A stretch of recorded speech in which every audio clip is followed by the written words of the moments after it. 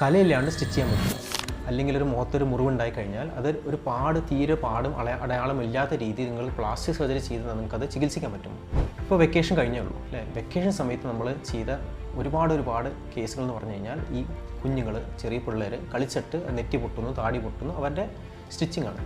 First parents ചോദിക്കുന്ന എൻ്റെ അടുത്ത് ചോദ്യം എന്ന് പറഞ്ഞു കഴിഞ്ഞാൽ നിങ്ങൾ പാടില്ലാണ്ട് നിങ്ങൾ സ്റ്റിച്ച് ചെയ്തിരുന്നു. അത് പോസിബിൾ ആണോ? നമുക്കത് എങ്ങനെ ചെയ്യാൻ പറ്റുമോ? അല്ലെ സിമ്പിൾ ആൻസറാണ്, അത് പോസിബിൾ അല്ല അല്ലേ? നമ്മുടെ ദേഹത്തിൽ മുറിവുണ്ടായി കഴിഞ്ഞ് കഴിഞ്ഞാൽ അതിൻ്റെ പാട് പെർമനൻറ്റ് ലൈഫ് ലോങ് ഉണ്ടാവും. നമ്മൾക്ക് ചെയ്യാൻ പറ്റുന്ന കാര്യം പറഞ്ഞു കഴിഞ്ഞാൽ നമ്മൾ പ്ലാസ്റ്റിക് സർജറി ടെക്നീക്സ്, അതുപോലെ നമ്മൾ ഉപയോഗിക്കുന്ന ഇൻസ്ട്രുമെൻറ്റ്സ്, നമ്മൾ ഉപയോഗിക്കുന്ന സ്യൂച്ചേഴ്സ്, നൂലുകൾ വളരെ ഫൈനാണ്. നമ്മുടെ ടെക്നീക്ക് റിഫൈൻഡാണ്. അപ്പോൾ അതിന് ഭാഗമായിട്ട് നമ്മൾ ചികിത്സിച്ച് കഴിഞ്ഞ് ആ മുറിവ് സ്റ്റിച്ച് ചെയ്ത് കഴിയുമ്പോൾ ഉണ്ടാകുന്ന പാട് വളരെ ഫൈൻ ലൈൻ പോലെ ആയിരിക്കും. അതുമാത്രമല്ല, മുറിവ് ഉണങ്ങിയതിന് ശേഷം നമ്മൾ കൊടുക്കുന്ന ചികിത്സ, ആ ചികിത്സ ഫോളോ ചെയ്ത് കഴിഞ്ഞാൽ കുറച്ച് സമയം, കുറച്ച് മാസം, കുറച്ച് വർഷങ്ങൾ ചെയ്ത് കഴിയുമ്പോൾ ആ പാട് വളരെ ഫെയ്ഡായിട്ട് ഒരു ഫൈൻ ലൈൻ പോലെ മാറും.